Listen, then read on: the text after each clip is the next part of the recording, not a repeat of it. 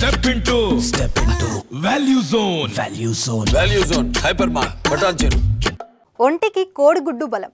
ప్రతి ఇంటికి కోడిగుడ్డు అవసరం. కానీ ఇప్పుడు ఆ కోడిగుడ్డు ధర కొండెక్కి కూర్చుంది. కిందికి దిగమన్నా దిగట్లేదు. నేను పెట్టే గుడ్డుకి అంత రేటు ఉంటే నేనేం తక్కువ అంటుంది కోడి. గుడ్డుతో పాటు చికెన్ రేట్లు కూడా ఆకాశానంటుతున్నాయి. కార్తీక మాసం తర్వాత ఒక్కసారిగా నాన్ వెజ్ ధరలు భారీగా పెరుగుతున్నాయి. గత నెలలో ఒక్కో గుడ్డు ధర కేవలం ₹5.50 మాత్రమే ఉండగా వారం రోజుల క్రితం ₹6 వరకు చేరుకుంది. కాగా ఇప్పుడు ఏకంగా 7 నుంచి 8 రూపాయలకు పలుకుతుంది. వారం రోజుల్లోనే డజన్ గుడ్ల ధర ఏకంగా 75 నుంచి 84 రూపాయల వరకు చేరుకోవడంతో మధ్యతరగతి ప్రజలు గుడ్డు కొనేందుకు కాస్త ఆలోచిస్తున్నారు.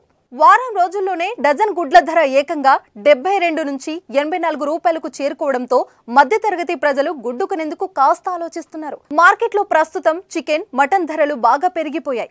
అందుకే పేద మధ్యతరగతి కుటుంబీకులు ఎక్కువగా కోడిగుడ్లతో సరిపెట్టుకుంటున్నారు. ఇప్పుడు ఆ కోడిగుడ్డు కూడా భారంగా మారుతుంది.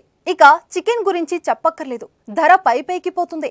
కార్తీక మాసంలో కిలో చికెన్ 170 నుంచి 190 రూపాయల వరకు పలకగా తాజాగా 240కి చేరుకుంది. ఈ ధరలు మరింత పెరిగే అవకాశాలు కనిపిస్తున్నాయి. క్రిస్మస్ వేడుకలు, న్యూ ఇయర్ సందర్భంగా భారీగా బిర్యానీలకు డిమాండ్ పెరిగింది. దీంతో చికెన్ కు గిరాకీ లభించింది. కార్తీక మాసంతో చికెన్ అంతగా సేల్ అవ్వలేదు.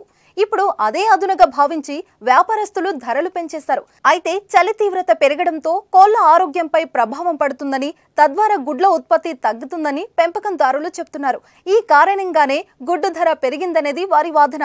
మరోవైపు దానా ఛార్జీలతో పాటు రవాణా ఛార్జీలు కూడా పెరగడం కోడిగుడ్డు ధర పెరగడానికి మరో కారణమంటున్నారు. మరో 10 రోజుల తర్వాత సంక్రాంతి పండుగ ఉండటంతో ఇప్పట్లో గుడ్డు, చికెన్ ధరలు తగ్గేటట్లు కనిపించడం లేదు. మొన్నటి వరకు ఉల్లిగడ్డలు, టమాటా ధరలు షాక్ ఇవ్వగా తాజాగా కోడిగుడ్డు వంతు వచ్చింది. ఇలా ఒక్కొక్కటిగా ధరలు పెరగడంతో ఏదో ఒక రూపంలో సామాన్య జేబుకు చిల్లు పడుతుంది.